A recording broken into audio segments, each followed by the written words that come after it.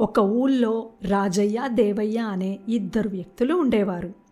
వారు ఇరుగు పొరుగు ఇళ్లల్లో ఉండేవారు. ఇరుగు పొరుగు అన్న మాటే కానీ ఇద్దరూ అన్నిటికీ పోటీ పడుతూ ఎప్పుడూ గొడవ పడుతూ ఉండేవారు.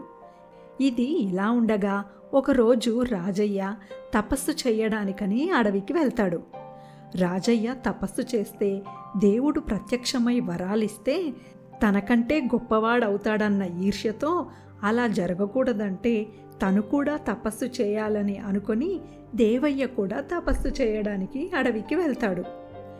ఇద్దరూ కఠోరమైన తపస్సు చేస్తారు. దేవయ్య తపస్సుకు మెచ్చి దేవుడు ప్రత్యక్షమై, దేవయ్య, నీ తపస్సుకు మెచ్చాను, నీకు ఏం వరం కావాలో కోరుకో అని అంటాడు.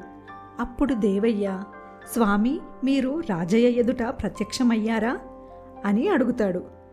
ఇంకా లేదు దేవయ్య, ముందు నీ వద్దకే వచ్చాను, తరువాత రాజయ్య వద్దకు వెళ్తాను అని అంటాడు దేవుడు.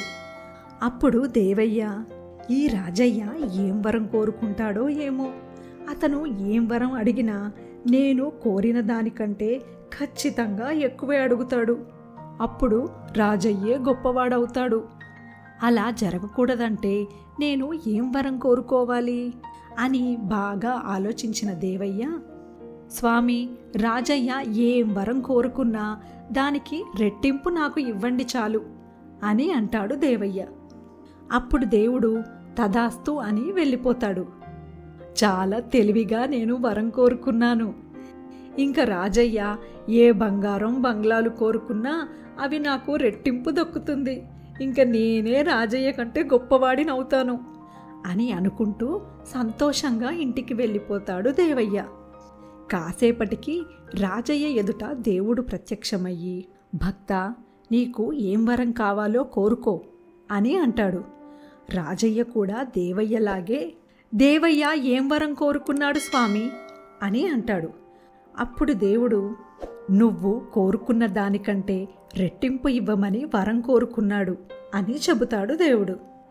అప్పుడు రాజయ్య ఆలోచనలో పడతాడు. నేను బంగారం కావాలన్నా, డబ్బులు కావాలన్నా, బంగ్లాలు కోరుకున్నా అన్నీ నాకు దక్కిన వాటికంటే దేవయ్యకే రెట్టింపు దక్కుతాయి. నాకంటే దేవయ్యే గొప్పవాడవుతాడు.